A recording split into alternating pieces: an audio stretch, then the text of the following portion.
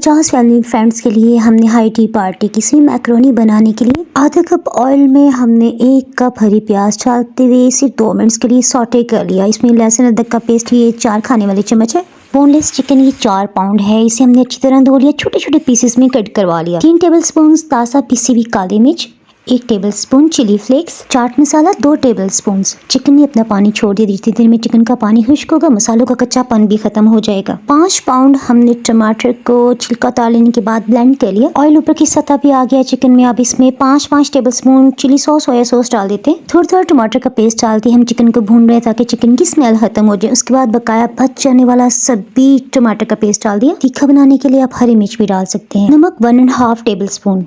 Perfect macaroni कैसे boil की जाती है, इसमें सब्जियों में क्या मजीद मसाले डालें, इंशाल्लाह आपको नेक्स्ट एपिसोड में से ये सभी डिटेल मिल जाएगी।